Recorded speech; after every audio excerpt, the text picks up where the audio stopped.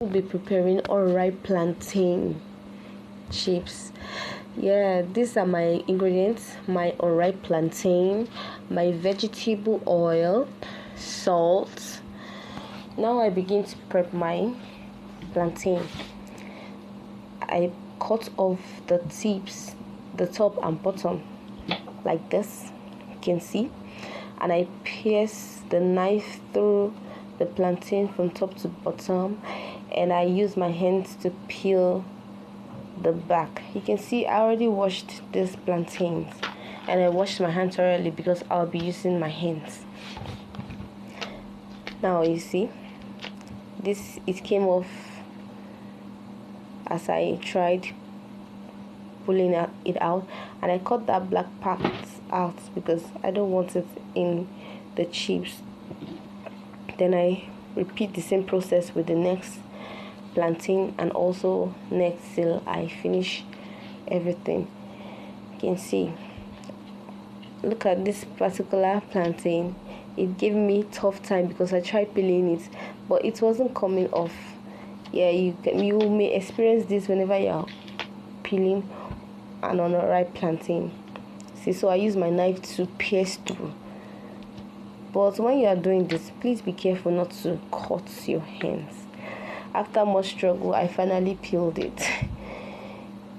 So look at it, and I added it to the ones in the bowl. Now I'm done peeling. Now it's time to slice, and I use this object to slice it. If you have anyone that looks like this, you can use it, or if you have a food processor, you can also slice. Now I'm done with some parts, so I'm pouring it into a bowl. And I can also use another method, and I'm going to place my plantain on a board and use my knife to slice it thinly. You can see how I sliced it carefully to make it thin, even though it might not be equal, but you can try as much as possible to make it thin. Just like this one I picked up, you can see how thin it is. Yeah, and if I take one out of the one I sliced with the other slicer, look at the texture. Look at it. You can make it thinner or bolder, but don't make it chunky because we are trying to make chips that we want it, and we want it to be crunchy. Yeah, so I'm done slicing and cutting. Now I'm going to scoop some quantity into this bowl and add little salt. Yeah, I'm going to be frying it bit by bit. I won't fry everything at once because I don't want to overcrowd the oil. You can see now I'm adding a pinch of salt to it. I can use my hand to mix, or you can shake it vigorously for it to mix the salt so that salt can mix through. And you can also use a spatula like the way I'm using mine. I'm using my spatula to mix it.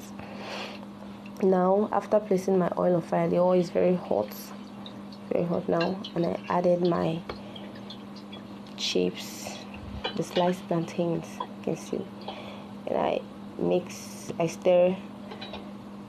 keep stirring 2 to 3 minutes so that it won't burn. So you have to keep an eye on it so it won't burn. You can see the way I'm stirring it. I'm separating it because I don't want it to stick together. Now I came back again to stir. You can see it's almost ready. Yeah, it's almost ready. After some time I came back again. Now it's ready. It's golden brown. You can see how it is.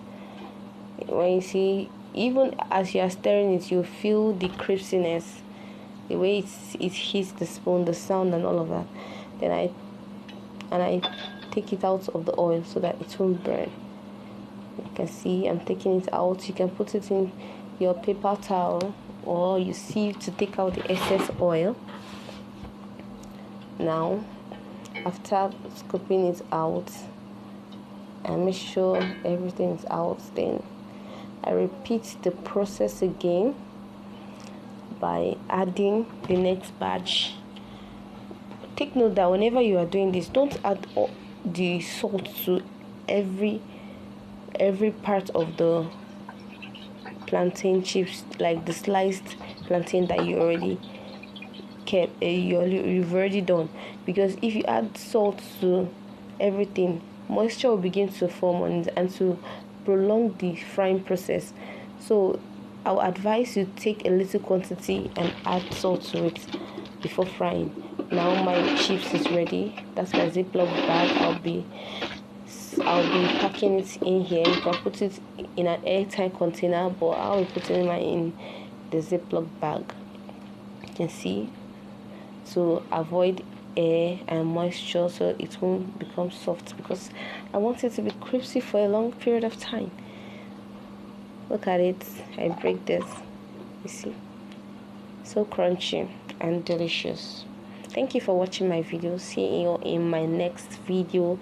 Stay safe. Bye bye.